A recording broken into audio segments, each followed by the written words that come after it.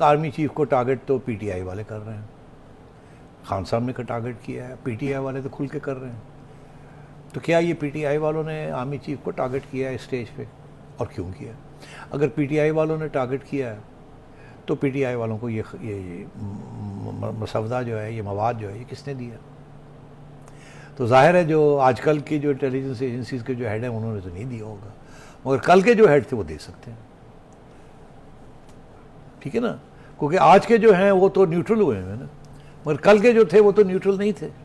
تو ایک تو یہ لوگوں کی یہ باتیں چل رہی ہیں نا ٹویٹر پہ چل رہی ہیں, ایک نورانی صاحب کو کس نے دیا, کہاں سے یہ آیا, مگر دوسری طرف ایک اور چیز بھی چل رہی ہے, وہ یہ کہ یہ تو سارا ڈیٹا جو ہے ایف بی آر کے پاس ہے, ایف بی آر حکومت کے انڈر آتی ہے, تو یہ اگر حکومت چاہتی تو یہ سارا مسودہ مواد جو ہے یہ ایف بی آر سے لے سکتی تھی, اور لے کے یہ لیک کر دیا.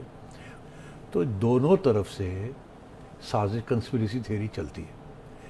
دوسری طرف یہ ہے کہ دوسری تھیوری بھی ہے, اب جنرل باجوہ کیا کریں گے؟ تو تیسری چیز یہ ہے کہ اس میں یہ جو سب کچھ چھپا ہے, یہ اس میں سچائی کتنی ہے, جھوٹ کتنا ہے, ہمیں کچھ پتہ نہیں ہے. نہیں پتا. یہ 2021 تک کا ڈیٹا ہے, 2022 کا ڈیٹا نہیں ہے. تو 2021 میں تک تو ایجنسیاں جو تھیں, ایٹ لیسٹ ایک ایجنسی جو تھی وہ تو خان صاحب کے حامیوں کے پاس تھی, اب جا کے ایک نیوٹرلز کے پاس آئی ہے.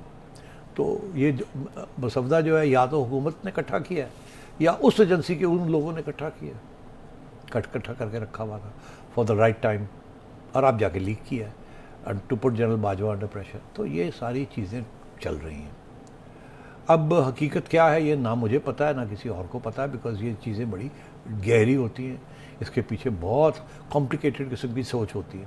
مگر میں یہ سمجھتا ہوں کہ اگلے 1-2 دن کے اندر آپ کو نظر آ جائے گا کیا ہونے جا رہا ہے. YouTube پر گوگلی نیوز دیکھنے کے لیے youtube.com کی سرچ بار میں googly news T V type کریں. گوگلی نیوز کے پیج پر سرخ رنگ کے سبسکرپشن والے بٹن پر کلک کرنا نہ بھولیے. YouTube پیج پر اپلوڈ ہونے والی ویڈیوز سے باخبر رہنے کے لیے بیل آئیکن پر کلک کیجیے. آپ کو ہر نئی ویڈیو کے بارے میں نوٹیفیکیشن موصول ہو جائے گا.